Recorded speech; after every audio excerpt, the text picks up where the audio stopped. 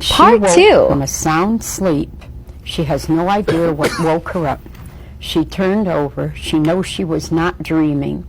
She went into her parents' room after that when she could see a dark figure in the doorway. It filled the doorway, she said. It looked very tall. It looked very thin, and it had long fingers, and it waved to her. She covered her head at first. She knew she did that. A lot of things that she did made her aware that she was not dreaming what she was seeing, and it lasted for a period of time. Well, you know, a lot of people will say, she's only a child. She's imagining it.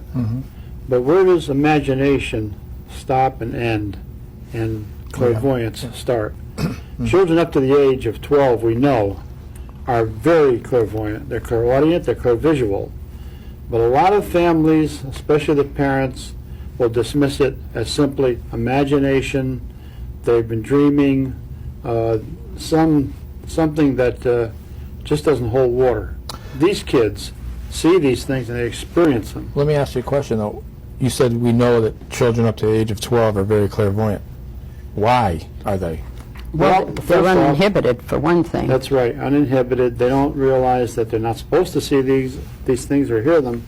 And on the other hand, Tony, we find that in daycare centers and where children gather a lot, that we can set up cameras and we actually get pictures of many spirits just floating around the room near these children. Why? Because they're trying to gain the energy that these kids have. They're trying to draw it from them because they need some kind of fuel.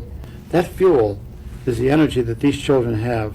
And you've seen kids how they are, jumping around, playing. You could never follow them, like a small puppy. That's why the spirits hang around the children. Is that why they say like poltergeist activity begins? Because of the energy from the child? Oh yeah, usually a child, where poltergeist is concerned, Tony, it usually happens with a child about the age of puberty. But in this case, this child was younger than that. But you watch, like guests or friends that we were with, we were their guests this weekend, and we were watching their twins, 6-year-old twins. Man alive, the energy that those two little kids had, and they have a 22-week-old, what is he, a mastiff? A bull mastiff puppy.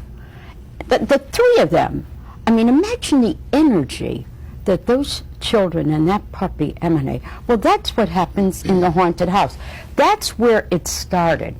Now, how long ago did this start? It started 6 years ago. Okay. But it didn't really escalate to the point that it is at right now until a matter of just weeks ago. Then it began. That's when you got the phone call. That's when we got the phone call. That's when we went to the house. Okay, so exactly what else happened besides? Okay, now they believe that the spirit of a deceased relative plays a very important role. I could see that deceased relative in the house, but that deceased relative isn't causing a haunting. There's a difference between a spirit that is there in a protective way and a spirit that is there to cause disturbances. Something is there that is really causing disturbances. Now the land, who knows what was on that land? Well, we did get some pictures back. Oh yes. And it shows what looks like the top of a building or another foundation that's around the house. That tells us that maybe there was a barn there, maybe an old farmhouse that they've long since forgotten about, because we've been on cases 30 and 40 years ago. The houses have been knocked down, the foliage is growing up.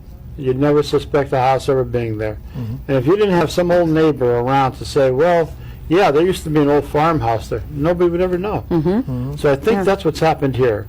There was a building right where that house is standing today, and something happened there, tragedy or rituals, something that has brought these spirits in. And what the girl is describing is not Casper the Ghost. Oh, no, no, no. What is she exactly describing? She's describing this dark figure. Now, we now have evidence, Tony, of shadow ghosts in this building, actually moving right in certain areas. We get this fluttering noise. And one of the really amazing things is